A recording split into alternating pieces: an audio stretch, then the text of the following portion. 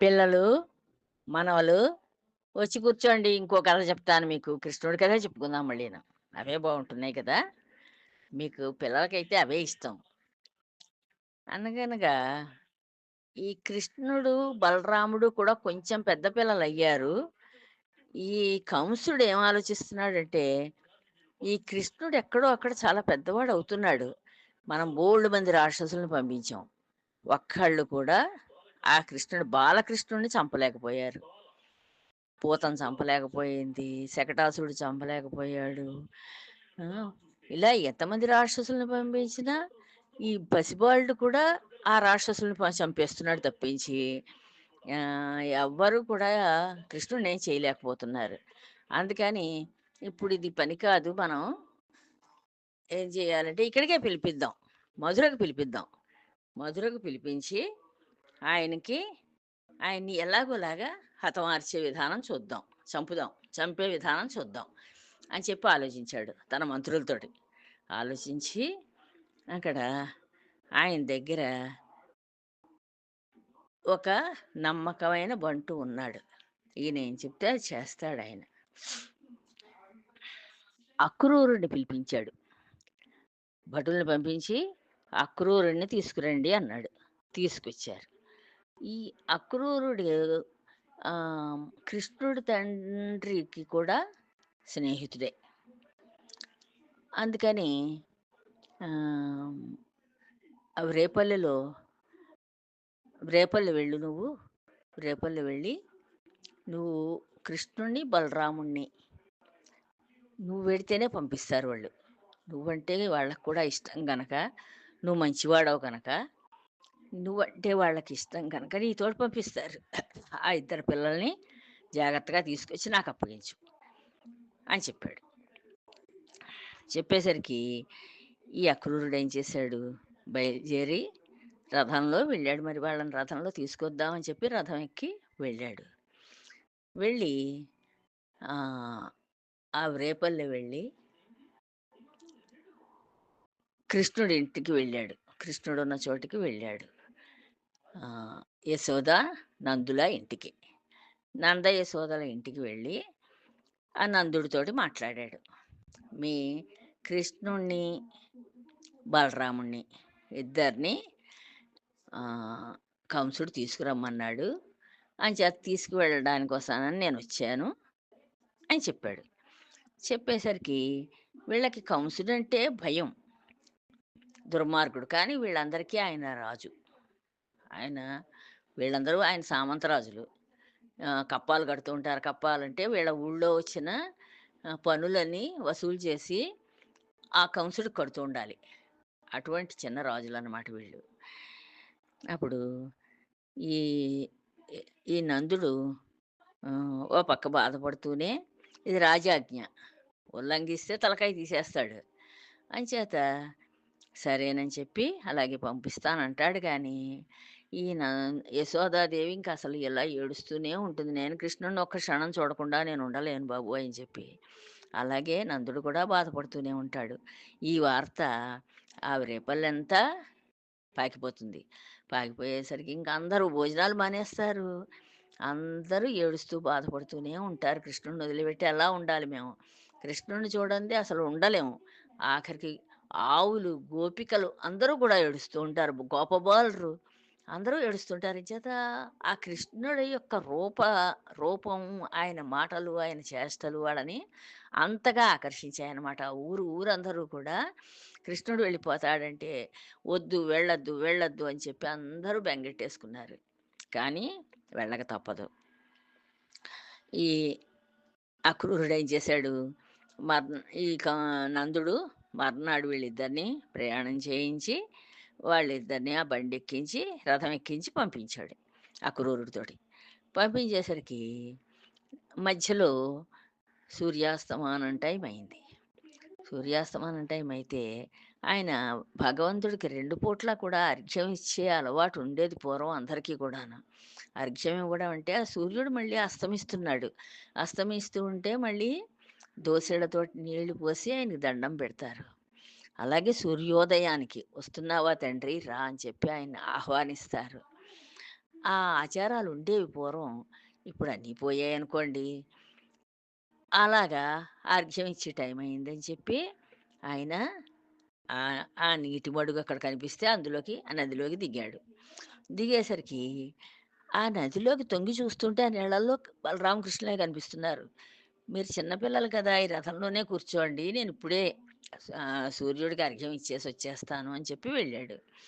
వెళ్ళి ఆయన నీళ్ళల్లో దిగేసరికి నీళ్ళల్లో బలరామకృష్ణులే. ఎటు చూసినా చెట్లకేసి చూస్తే చెట్లల్లో బలరామకృష్ణులే. ఏంటిది? ఇదేం మాయ?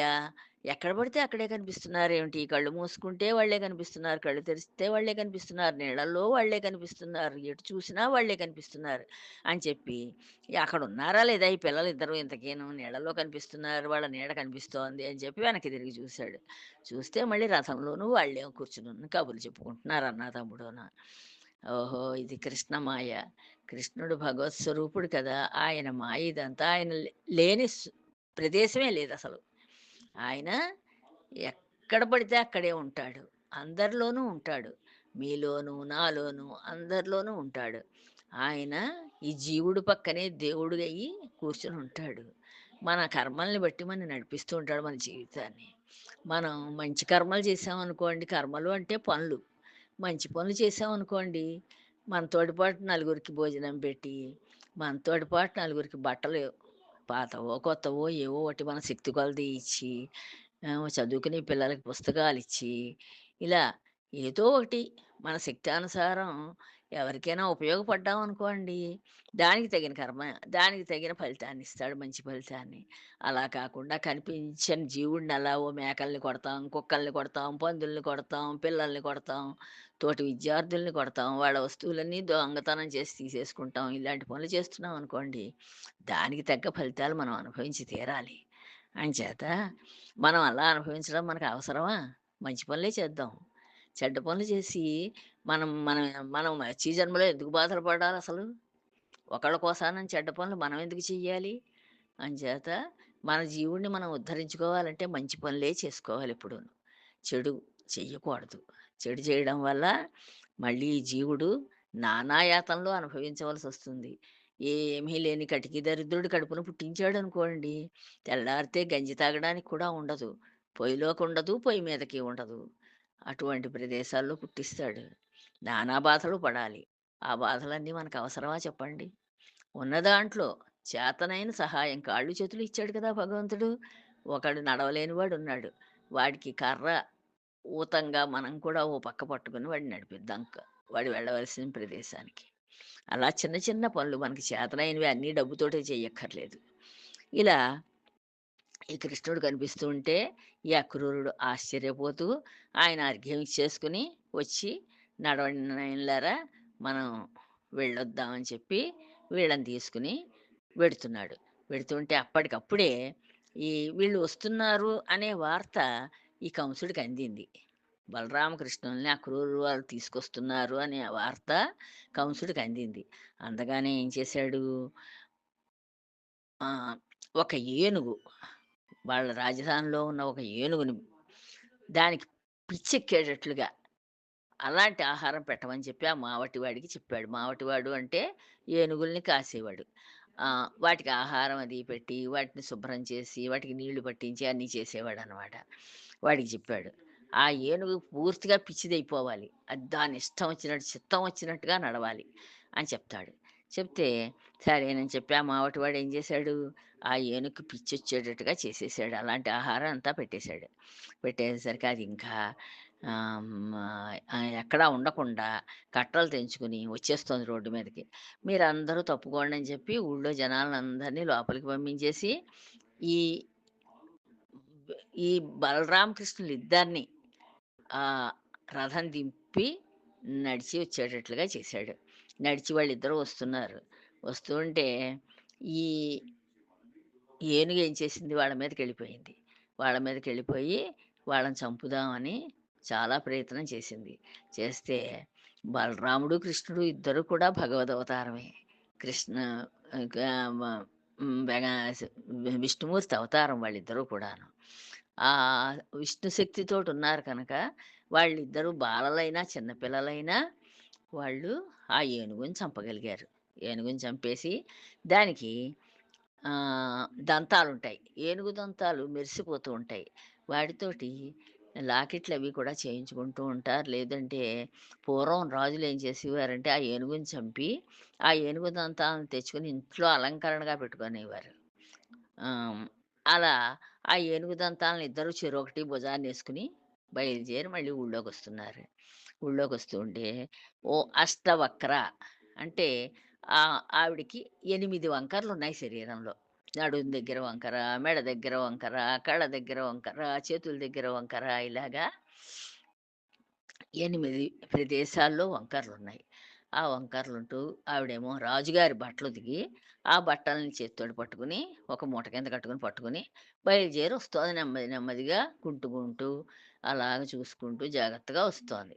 వస్తూ ఉంటే ఈ కృష్ణుడేం చేశాడు, ఆవిడ పాదాల మీద తన కాళ్ళు వేసి, ఆవిడని ఆ చంక కింద చెయ్యి వేసి ఓసారి పైకి లాగాడు. లాగేసరికి సుందరమైన ఆడపిల్లలా అయిపోయింది. అయిపోయి, "కృష్ణస్వామి మీ దయ వల్ల, మీ పాద స్పర్శ వల్ల నా జీవితం బాగుపడింది. నా అష్టవక్రాలు పోయాయి" అని చెప్పి, "మీకు తగిన బట్టలిస్తానుండండి నేనని" చెప్పి, ఈ రాజుకి కంసుడికి పట్టుకెడుతున్న బట్టలు ఆహ్, ఆహ్, బలరామకృష్ణులకిచ్చింది. "ఇవి వేసుకోండి స్వామి మీరింకా అందంగా ఉంటారు" అని. ఈ బలరామకృష్ణులు ఊళ్ళోకొచ్చారు అని చెప్పి తెలిసి మొదట్లోకొచ్చారని ప్రజలందరూను మేడల మీంచి పువ్వుల వర్షం కురిపిస్తున్నారు. పువ్వులు విసురుతున్నారు బలరామకృష్ణుల మీదకి. "అదిగో ఆ కృష్ణుడు చూడు, ఎంత అందంగా ఉన్నాడో చూడు, ఎంత చూడముచ్చటగా ఉన్నాడో చూడు" అని చెప్పి ఇలా చెప్పుకుంటూ కృష్ణుడి మాటలే చెప్పుకుంటూ వాళ్ళు పూల వర్షం కురిపించారు. బావుంది కదా కథ. మళ్ళీ ఇంకో కథ రేపు చెప్తానమ్మా. మీరు బాగా చదువుకోండి. చక్కగా వృద్ధిలోకి రావాలి. జై శ్రీరామ్.